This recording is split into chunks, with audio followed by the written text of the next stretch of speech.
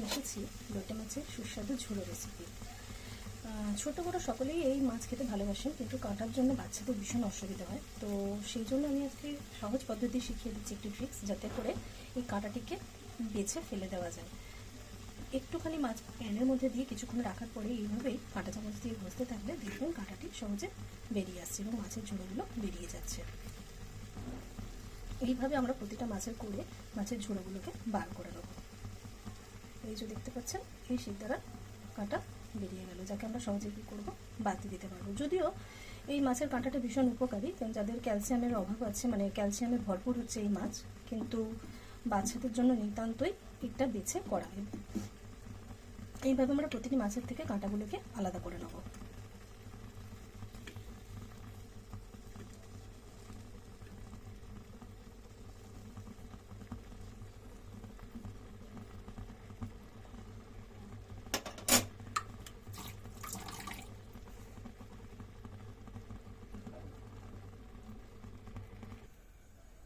এবার মাছটা রেডি হয়ে গেছে। মাছে কড়া বসিয়ে দিয়ে দেবো বেশ কিছুটা তেল।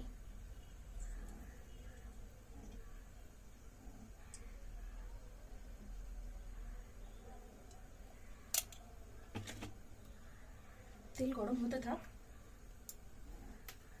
তেল বেশ ভালোভাবে গরম হয়ে গেলে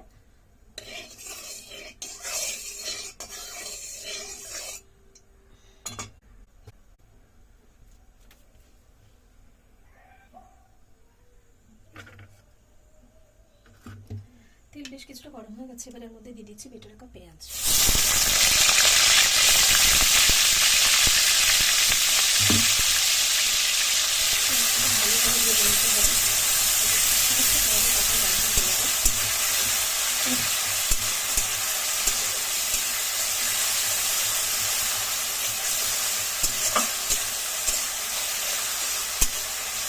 এবার একটু দিয়ে দেবো আগে থেকে বেটে রাখা আদা রসুনের পেস্ট কাঁচা লঙ্কা। ভালো করে কিছুক্ষণ কষাবে, যাতে আদা রসুনের পেস্টের গন্ধটা চলে যায়।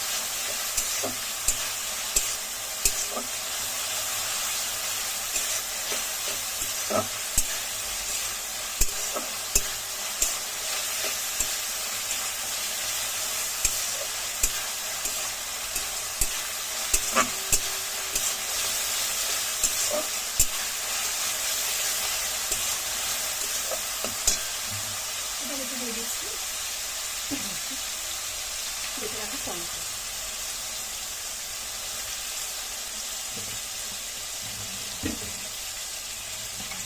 এবং একে একে সমস্ত শুকনো মশলা প্রথমে দিলাম হলুদ গুঁড়ো,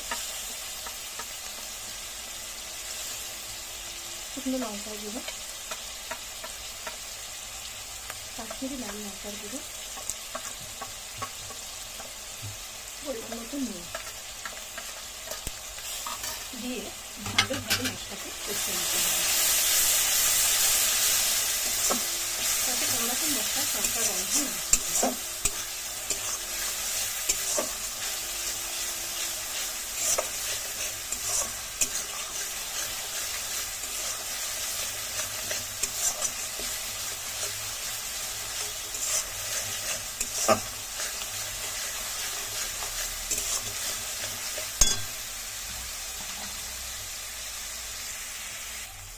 দেখতেই পাচ্ছি মশলা সুন্দর রং চলে এসেছে এবং তেলও ছেড়ে দিয়েছে। সুতরাং এখন আমি আগে থেকে যে মাছ করে রেখেছি সেই মাছটাকে এর মধ্যে দিয়ে দেবো এবং দিয়ে সমানে আমাকে করতে হবে।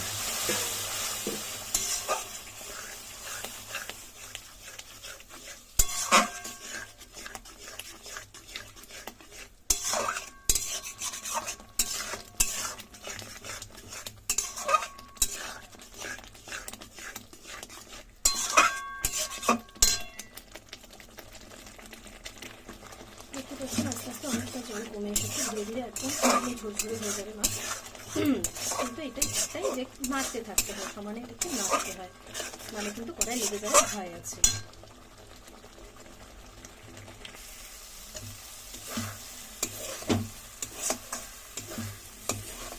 রান্না প্রায় শেষের দিকেই হয়ে এসেছে। আর কিছুক্ষণ করলেই আমাদের মাছ তৈরি হয়ে যাবে।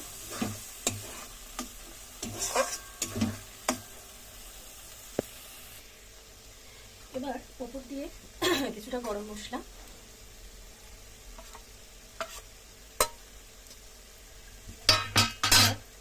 কুচানো ধনেপাতা ছড়িয়ে ভালোভাবে একটু মিশিয়ে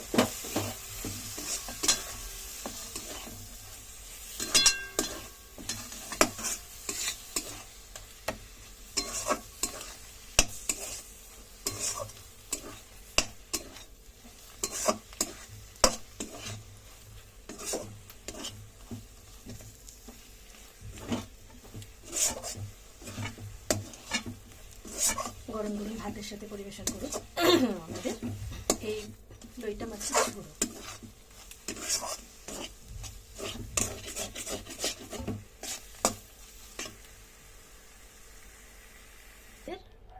তৈরি আমাদের লইটা মাছের ঝোড়ো।